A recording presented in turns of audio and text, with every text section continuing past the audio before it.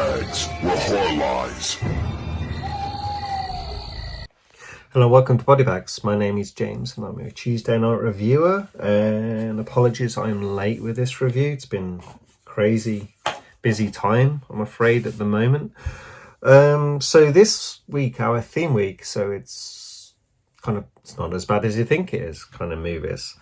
I was kind of umming and ahhing about this. First I was thinking of like maybe Prometheus, but then I know Rob has reviewed that fairly recently. Maybe at some point, maybe a while back, but he's reviewed it, and I think it's more light now, which is great to hear. One of my all-time favourite movies that I absolutely adore, Prometheus. And then I was kind of looking at some others. It's like, what else? And I kind of slipped into the movie. I was thinking of something that sorry, that's my 4-year-old in the background, of movies that I've always liked, but have not necessarily universally heard hate for, but ones which I've always heard that people have a lot of issues with. And mine is 2004's The Village by M. Night Shyamalan. Never pronounced his name correctly, still, after all these years. I've always loved The Village. It's my favourite of his movies. It's always stood out to me. I mean, the premise of what it is and just how it all unfolds. It's just so good. You just genuinely, most people didn't see that coming, I think, about what that film is. I really don't think people saw that coming because it's so well put together. It's almost like it wasn't forced. It's like many of these hidden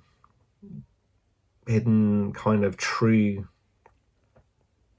actualizations of what movies are, like what they're trying to hide their core. It feels very forced, but this was just so easy. Kind of to me. I mean, of course it was hidden. It's a big part of the movie, but it's kind of almost felt effortless because it was so good on its own. It was so well written on its own. It could have been anything, and for it to be that, it was like I didn't see that coming because it's so genuinely put together. You genuinely think that there's a monster, there's a creature out there, but knowing the director, you're like, but it can't be. So what is it?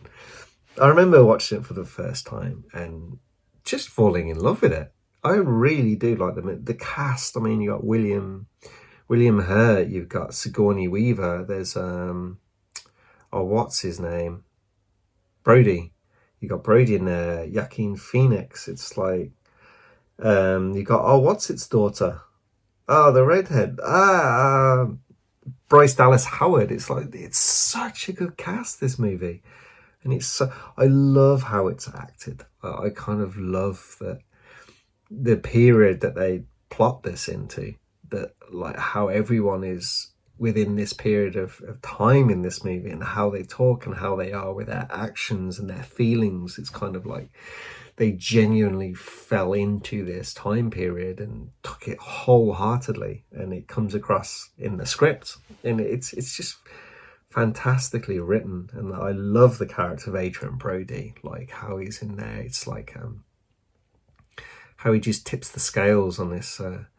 It's not idyllic. There is death, and there's kind of, to the point, some would say, meaningless death, meaningless like loss of life, and the kind of like because of the actions of Brody's character, that the agonizing of like, well, what do we do here? It's like, you let some children die and you call that fate, but then this happens to Joaquin Phoenix's character when he's obviously stabbed. It's kind of like, but you view that as different, and others will be like, but how is that different? It's just so many dynamics of this movie that just keeps rolling and rolling around, and even before you get to what the reveal is of modern days, and just like, you're like, oh yeah, of course she would be blind, Bryce Dallas Howard. So then it's kind of like they can keep their society alive because she just doesn't understand. She doesn't know. She can't see. It's like, so she doesn't question. But it's just like I said, it's almost so easy. It's not because of the writing that's gone into that. I mean, you always get these things in movies and people say it's weak writing when it's just, oh, they need something in a movie and it happens to be there, and it's just the right circumstance just lines up perfectly for this. It's just easy writing.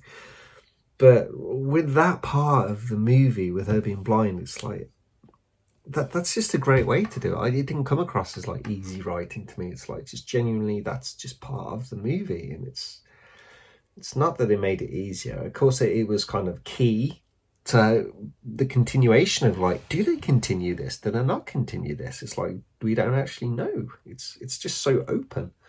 It's yeah, it was just fantastically written, fantastically acted. I love the where it's set in the woods. I like the costume, like everything about the movie. Everything. I still today don't really understand what the negative was about it. I mean, there's other movies I can, which is negative, like most of the time. But this is one that I genuinely feel got a necessary hate because of who the director was, and for some reason it was like cast out more. I mean, there's The Shape of Water. I mean, that is quite problematic. I mean, it's an alright movie, but that I think irked a lot of people, and this one genuinely didn't deserve the hate that it got. I mean, that's just my personal thing. Everyone is allowed to feel their personal preference to things, but that's just how I felt about it. I love the movie and I still love it today. But anyway, that's the end of the kind of, it's just the talk through. I didn't really go into reviewing the movie because we all know the movie so well. I think from the horror genre, from the M. Night fan base, and many people have seen this movie. So I just wanted to talk about just my love for it. Anyway, that's the review. I hope you guys enjoyed it, and I'll catch you next week. Goodbye.